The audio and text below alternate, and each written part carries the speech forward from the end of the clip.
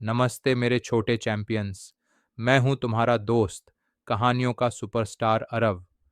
आज हम मिलकर करेंगे एक धमाकेदार सफर, एक नई, एकदम झक्कास कहानी में। क्या तुम तैयार हो इस रोमांच के लिए? तो चलो, हो जाओ शुरू। भोर के समय ऊंचाई पर स्थित बर्फ से ढका भारतीय सेना का चौकी अडिग खड़ा है। एक सैनिक दूरबीन से घाटी का निरीक्षण करता है। आधुनिक सैन्य कमांड सेंटर के अंदर डिजिटल नक्शे कमरे को रोशन कर रहे हैं, जिन पर लाल दुश्मन चिन्हों की एक डरावनी लकीर दिखाई दे रही है। तनाव के बीच एक जनरल अपनी आवाज से हवा को चीरते हुए विशेष सैनिकों को आदेश देता है। कैप्टन आरव सीधा खड़ा है, उसके गंभीर चेहरे पर आने वाली लड़ाई का भार साफ झलक रहा है। रात के साय में भारतीय स्पेशल फोर्सेस के कमांडो घने चीड़ के जंगल से चुपचाप आगे बढ़ते हैं। उनकी मौजूदगी एक मौन छाया की तरह है। कमांडो उद्देश्यपूर्ण ढंग से चलते हैं, राइफलें तनी हुई हैं, स्कोप्स चांदनी में चमक रहे हैं। एक सिहरन भरी धुंध भारी होकर छाई हुई है, जबकि कमांडो अपना आगे बढ़ना जारी रखते हैं। दूरबीन के जरिए हीट सिग्नेचर से पता चलता है कि दुश्मन के सैनिक सीमा के पास आगे बढ़ रहे हैं। आरपीजी और ड्रोन के क्रेट से लैस हथियारबंद लोग पेड़ों के पीछे छिपे हुए हैं। ऊबड़ खाबड़ चट्टानों के पीछे से भारतीय सैनिक निकलते हैं, हथियार ताने हुए। ग्रेनेड की चमक पेड़ों को रोशन कर देती है।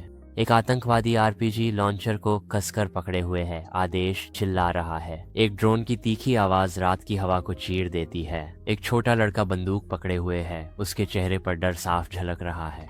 आरव निशाना साधता है, लेकिन गोली नहीं चलाता। सुबह होते ही आरव धुएं से भरी जंगल की पहाड़ी पर लंगड़ाता हुआ चलता है, जो भीषण लड़ाई की गंभीर गवाही है। इधर उधर बिखरे हथियारों और छाए हुए धुएं के बीच आरव एक शहीद सैनिक के पास घुटनों के बल बैठता है। मौन प्रतिज्ञा के साथ आरव शहीद सैनिक को तिरंगे में लपेटता है। समाचार एंकर ऑपरेशन त्रिनेत्र की रिपोर्ट बेहद गंभीरता से करते हैं।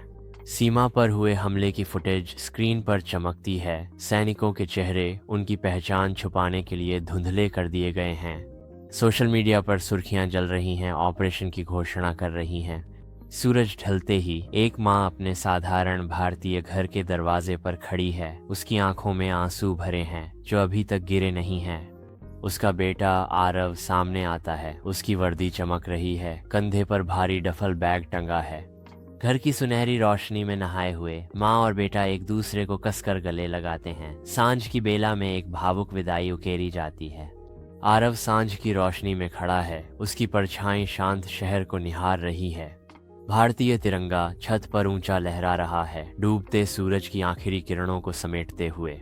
एक शांत हवा पूरे दृश्य में सरसराती है। जैसे जैसे दिन ढलता है, आरव के बालों को सहला जाती है। आरव वॉर रूम में खड़ा है, जनरल का इंतजार कर रहा है। जनरल आरव को संबोधित करते हैं। आरव, तुम्हारा मिशन बेहद महत्वपूर्ण था। हमने एक बड़ा खतरा टाल दिया।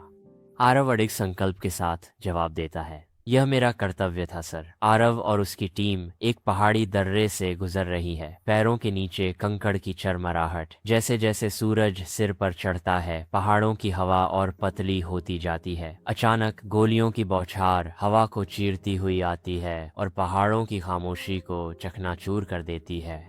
टीम जैसे ही बचाव के लिए झपटती है, चट्टानें फटने लगती हैं। एक जबरदस्त गोलीबारी शुरू हो जाती है। बंदूक की तेज आवाजें पहाड़ों में गूंज उठती हैं। दर्रे में बंदूक लिए वह छोटा लड़का फिर से दिखाई देता है। एक पल की झिझक, कर्तव्य का संघर्ष, फिर लड़का गोली चला देता है। मजबूरी में प्रतिक्रिया करते हुए मैं उसकी बंदूक छीन लेता हूँ, यह सुनिश्चित करते हुए कि लड़के को कोई गंभीर चोट न पहुंचे। एक लालटेन की मध्यम रोशनी में आरव घायल पड़ा है। उसका चेहरा पीला और थका हुआ है। एक मेडिकल सहायक उसकी पट्टियां ठीक करता है और आरव दर्द से कराह उठता है। तंबू के अंदर दबे दबे स्वर सुनाई देते हैं, जैसे ही वे मिशन के बारे में बात कर रहे हैं कि वह कितना सफल रहा। बातचीत जारी रहती है, जिसमें कड़वाहट घुली हुई है, लेकिन कोई भी मेरा नाम नहीं लेता। आरव गांव से होकर गुजरता है, अनजान लोगों के बीच एक मौन रक्षक की तरह। गांव वाले अपने अपने कामों में लगे हैं। उनकी जिंदगियां पास छुपे सायों से अछूती हैं। गांव फल फूल रहा है, इस बात से अनजान कि उसकी शांति की रक्षा के लिए कितनी कुर्बानियां दी गई हैं। मुलायम रोशनी में नहाए हुए आरव अपनी माँ के सामने बैठा है। हवा में अनकहे किस्सों का बोझ भारी है। उन दोनों के बीच पुरानी पारिवारिक तस्वीरें बिखरी पड़ी हैं। हर एक साझा अतीत की मूक गवाह है। उसकी माँ की आवाज़ सन्नाटे को चीरती है, एक कोमल दिलासा देती हुई। मुझे बस इस बात की खुशी है कि तुम सुरक्षित घर लौट आए बेटा। आरव हल्की सी मुस्कान लाता है, लेकिन उसकी आंखों में उसकी यात्रा के गहरे जख्म झलकते हैं। आरव छत पर अकेला खड़ा है। नीचे शहर की रोशनी रात को रंग रही है।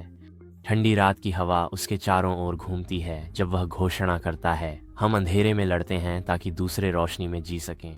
तो मेरे प्यारे दोस्तों, कैसी लगी ये कहानी?